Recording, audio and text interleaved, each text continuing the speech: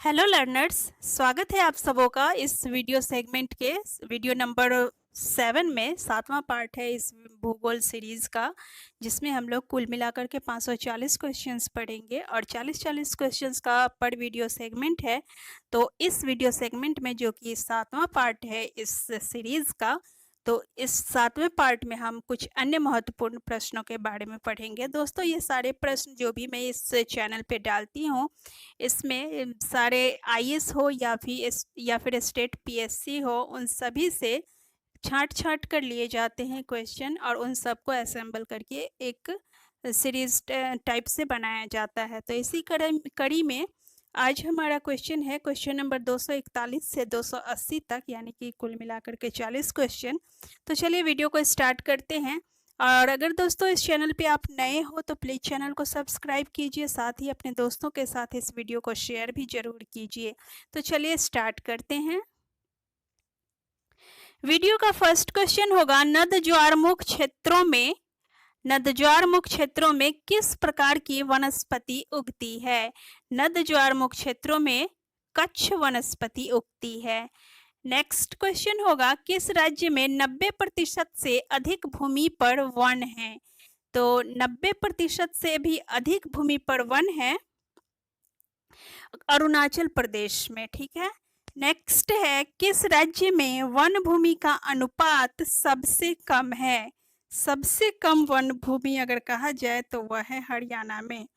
Next है question number 244, फूलों की सबसे अधिक विविधता कहाँ पाई जाती है? उत्तराखंड में फूलों की सबसे अधिक किस्में मिलती है, इसलिए आंसर होगा फूलों की सबसे अधिक विविधता उत्तराखंड में पाई जाती है। नेक्स्ट क्वेश्चन पे चलते हैं। क्वेश्चन नंबर 245 है, भारत में पक्षियों की प्रजातियां डैश पाई जाती हैं?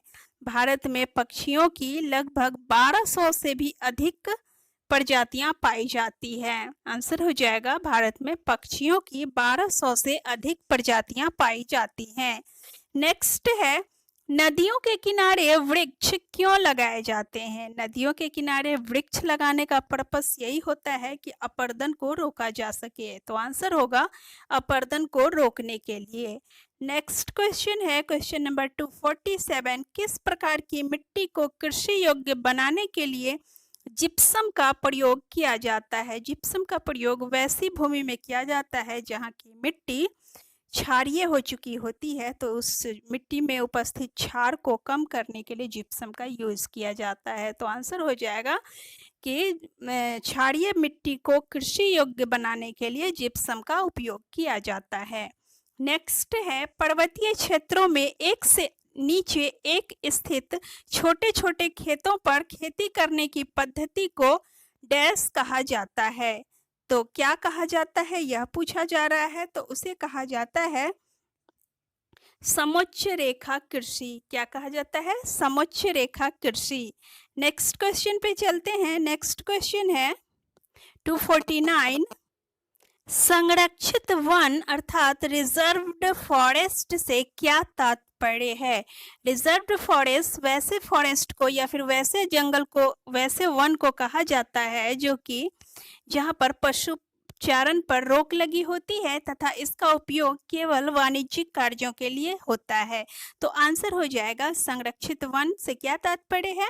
एक ऐसा वन जहां पशु चारण पर रोक लगी होती है तथा इसका उपयोग केवल वाणिज्यिक कार्यों के लिए होता है। नेक्स्ट है क्वेश्चन नंबर 250, बांदीपुर राष्ट्रीय उद्यान कहाँ है? बांदीपुर राष्ट्रीय उद्यान कर्नाटका में है। नेक्स्ट है, रॉबर्ट राष्ट्रीय पार्क कहाँ स्थित है? कॉर्बेट राष्ट्रीय पार्क कहाँ स्थित है? तो जिम कॉर्बेट राष्ट्रीय पार्क जो है वह उत्तराखंड में स्थित है, उत्तराखंड। नेक्स्ट है, एशियाई शेर का आवास क्षेत्र किसे कहा जाता है? एशियाई शेर का आवास क्षेत्र जो है वह गिर राष्ट्रीय उद्यान को कहा जाता है।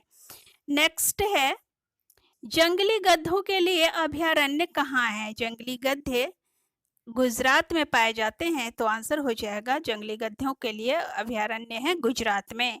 नेक्स्ट है काजीरंगा वन्यजीव अभयारण्य कहाँ स्थित है?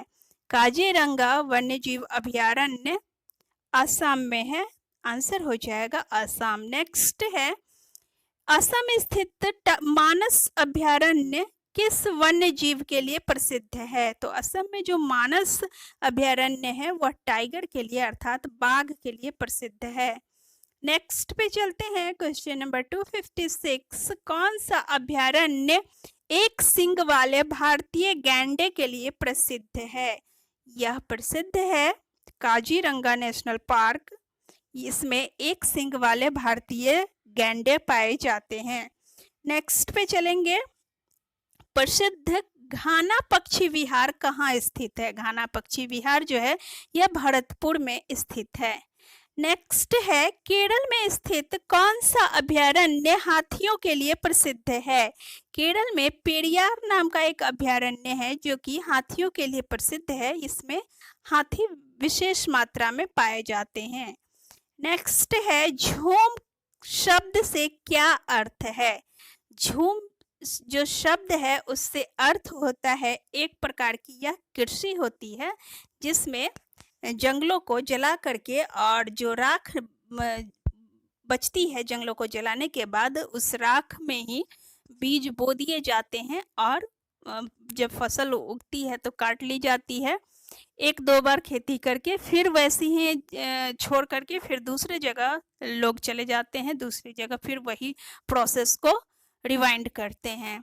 तो ऐसा आमतौर पे आदिवासियों द्वारा किया जाता है। तो यह झूम शब्द एक प्रकार की कृषि से संबंधित है। नेक्स्ट है 260। भारत में गन्ने की खेती डैश का उदाहरण है? भारत में गन्ने की खेती सिंचित कृषि का उदाहरण है।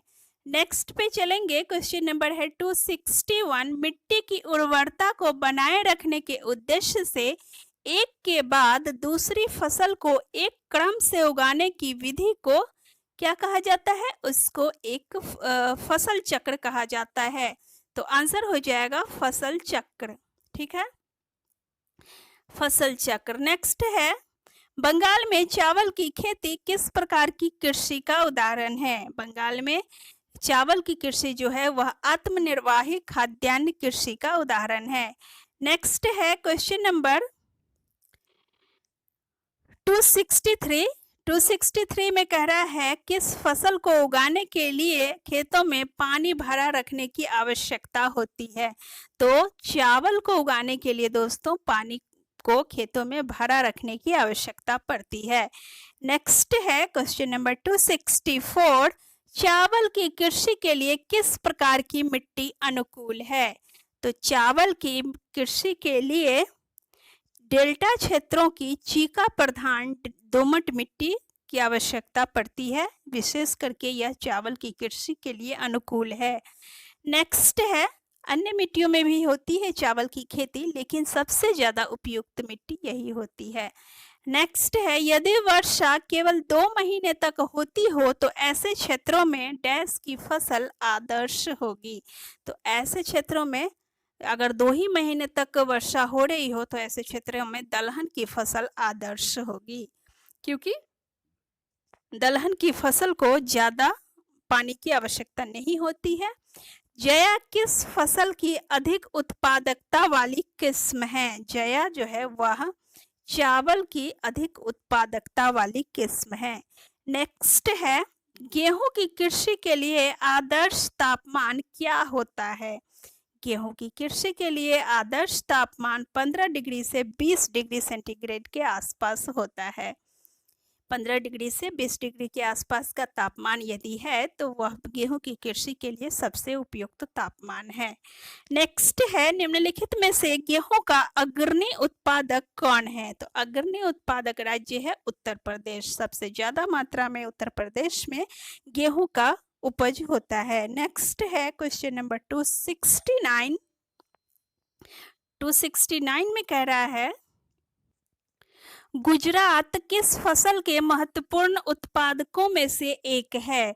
गुजरात में सबसे ज्यादा मात्रा में बाजरा की खेती होती है। आंसर हो जाएगा बाजरा।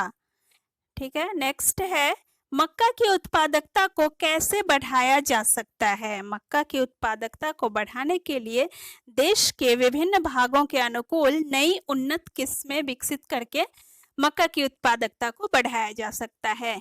नेक्स्ट है निम्नलिखित में से कौन सा कथन सही है। चाय को कॉफी की अपेक्षा अधिक ऊंचाई पर उगाया जाता है, यह सही नहीं है। और इसके अलावे चाय को कॉफी से कम ऊंचाई पर उगाया जाता है, और लेकिन इसमें कह रहा है ऊंचाई महत्वपूर्ण नहीं है बल्कि कॉफी के लिए छाया अधिक महत्वपूर्ण है, यह सही है। और बाकी सब सही नहीं है। नेक्स्ट है एक 200 सेंटीमीटर से अधिक वर्षा तथा ढालू पहाड़ी धरातल वाला क्षेत्र किस फसल के उगाने के लिए आदर्श होगा। आंसर होगा चाय के लिए। 200 सेंटीमीटर से ज़्यादा वर्षा चाहिए और ढालू पहाड़ी धरातल वाला क्षेत्र चाहिए इस फसल को उगाने के लिए। नेक्स्ट है किस क्षेत्र में चाय तथा कॉफी दोनों उगाए जाते हैं। चाय और कॉफी दोनों ही उगाए जाते हैं दक्षिणी भारत में, आंसर हो जाएगा दक्षिणी भारत। नेक्स्ट है प्रायद्वीपीय भारत में साल के जंगल विशेषकर डैश में पाए जाते हैं, तो आंसर हो जाएगा गोदावरी के उत्तर पूर्व में, आंसर है गोदावरी के उत्तर पूर्व में। नेक्स्ट है क्वेश्चन नंबर 275, कौन सा राज्य नारियल का सबसे बड़ा उत्पादक है। तो सबसे बड़ा उत्पादक नारियल का केरल है, आंसर हो जाएगा बी केरल। नेक्स्ट है भारत में गन्ना लगभग डैश में पूर्ण विकसित होता है, तो भारत में गन्ना लगभग कितने टाइम में विकसित होता है, तो लगभग 7 महीने में विकसित होता है। नेक्स्ट है जूट का रेशा पौधे के किस भाग से प्राप्त किया जाता है। जूट का रेशा जो है वह पौधे के तने से प्राप्त किया जाता है। नेक्स्ट है 278, कॉफी पौधे के किस भाग से प्राप्त होती है। तो कॉफी जो है वह पौधे के बीज से प्राप्त होती है।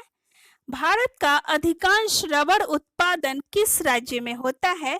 भारत का अधिकांश रबर उत्पादन केरल में होता है। और next and last question of this video, rubber को उगाने के लिए आदर्श तापमान कितना होता है।